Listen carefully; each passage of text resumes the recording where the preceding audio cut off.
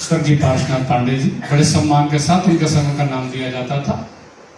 बुद्धिमान, समझदार, टैलेंटेड, दैनिक चर्या ऐसी, टाइम से खाना, टाइम से सोना, बाल उतने ही पके जितने मेरे 10 साल बाद पकेंगे, उतने उनके 62 साल में पके।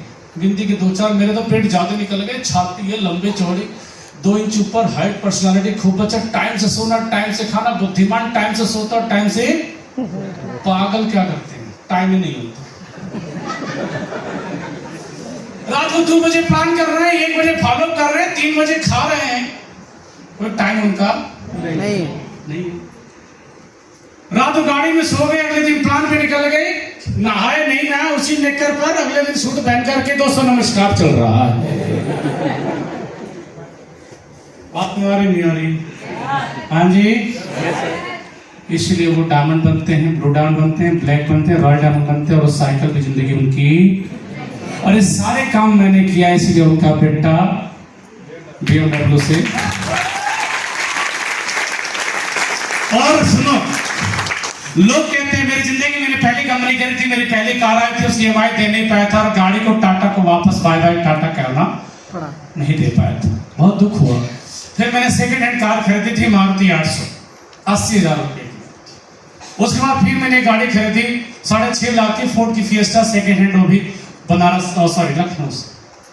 फिर बिजनेस खराब हुआ, मैंने क्विट किया, उस गाड़ी को बेच दिया 3.5 लाख रुपए में। लास्ट में स्कूटी खरीदा, और उसी स्कूटी से 1.5 साल जब गुजरा तो मुझे स्लीपर्स मिली, और मुझे स्लीपर्स मिलने के 17 महीने बाद जब मैंने अपनी वर्ना खरीदी, वर्ना 2 साल के अंदर उसकी EMI कंप्लीट हुई। कल मुझे मैसेज आया जितेंद्र सर कि आपकी BMW की मात्र 8 EMI बची है।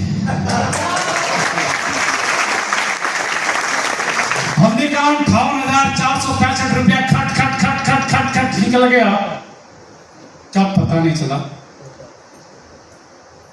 52 EMI, 52 महीने गुजर गए, गाड़ी लगभग 74-75 हजार किलोमीटर चल गई,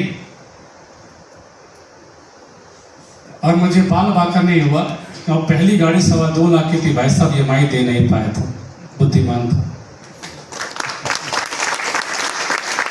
बुद्धिमान बने थे, गाड़ी बिक गई, बेवकूफ बना, अपलाइन को सरेंडर किया, जिंदगी बदल गई।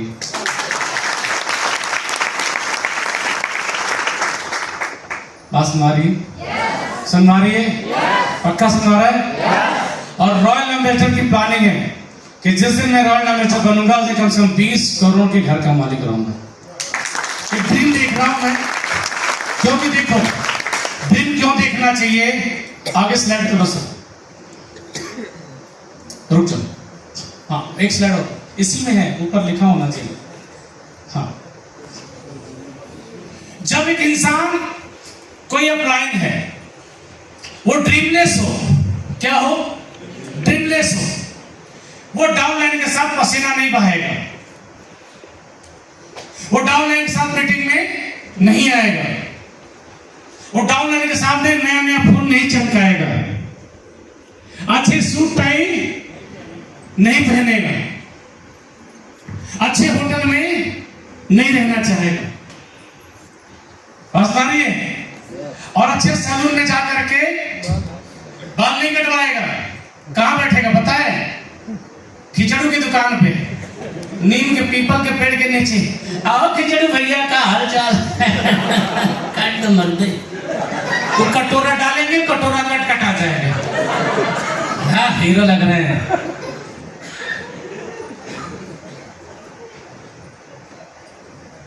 पीपल के पेड़ के नीचे खिचड़ू भैया से पीपल के पेड़ के नीचे 100 के नहीं है साले। जिंदगी में याद रखना इस बात को,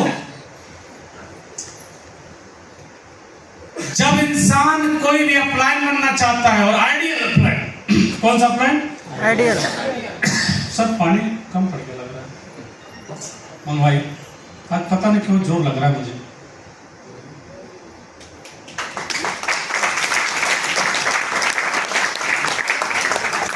जोर इसलिए लग रहा है कि ट्रेनिंग देने की आदत छूट गई। लिबर्टी में गया, अपलाइन भी सुन के आया, उसके बाद घर रुक गया, काम मेहनत कम, इसीलिए रोज मेहनत करते रहना चाहिए। आराम मिला आदत छूट जाएगी। मेरे दोस्त, अगर अपलाइन 10 फीट तक सोचेगा तो डाउनलाइन उससे नीचे ही सोचेगी। अपलाइन को तो आसमान की तरह सोचना चाहिए।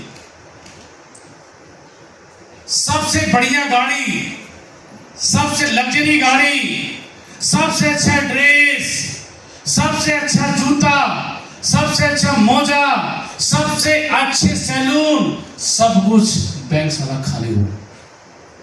बैंक क्या हो? खाली कौन करके रख सकता है? बुद्धिमान या पागल? तो पागल की कहानी सुनो, सुनाए कई बार। कुछ लोग जानते हैं, कुछ नए लोग जो नहीं जानते होंगे। BMW जब मैं लिया था, अच्छा कई लोग समझ गए सर क्या बोलने वाले।